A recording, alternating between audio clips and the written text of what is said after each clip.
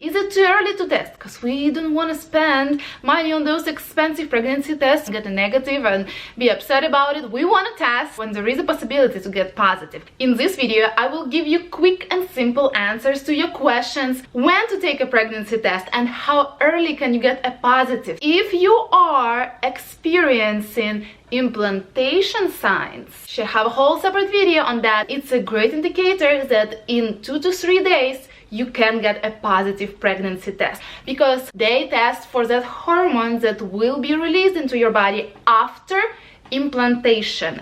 And since you're doing a urine test, not blood test, your body will need some time to metabolize and process that hormone so that it can end up in your urine. So after you had the implantation signs, wait 2 to 3 days, take a sensitive early response, that kind of test. I've used CVS, generic version of early response test, and got my first positive with my daughter, about 10 to 11 DPO. It was very faint line. I want to make sure I say it. If you do have even a very faint, barely noticeable second line, it's a positive pregnancy test. So congratulations. But if you don't have any implantation signs, does it mean that you're not pregnant this cycle? No. With my second child, I didn't really have any implantation signs, and yet I got a positive with him before my missed period as well. When you track your cycle and know when your ovulation happened, at least approximately, it can be harder when you're breastfeeding, when you have irregular cycles. Try to find that average cycle length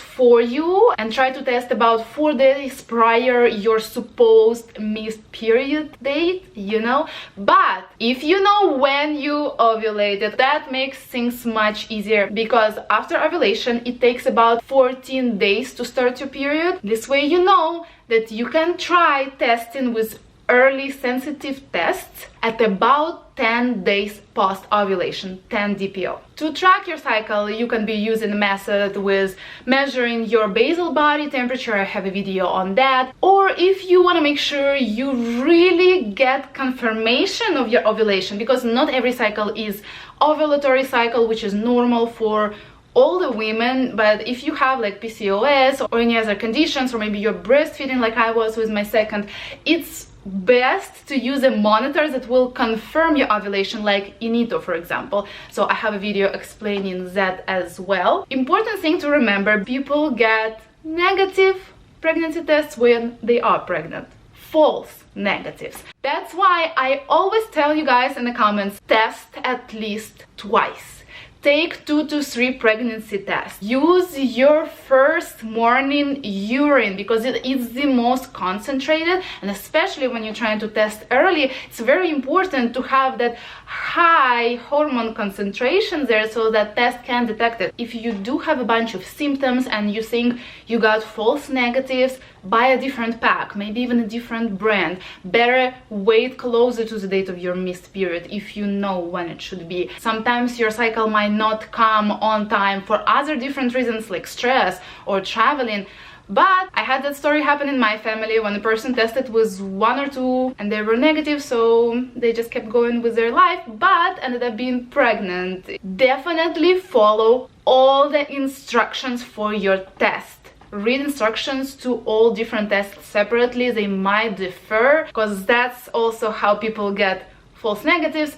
Or sometimes people look at the pregnancy test too late and they see a positive, but it's a false positive, because you can't look at the results of your test usually after 10 minutes. Because with time, your urine inside of the test is getting too far, or whatever is happening, that it can easily show second line, but that's not an accurate result. Also check expiration date of your test, because they don't last forever. If you had some tests from a couple of years ago in your drawers, they might not be good to use. And with my second, I actually purchased like a big kit on Amazon with like cheapy regular tests. They're not early response tests, but they did show my pregnancy before my missed period.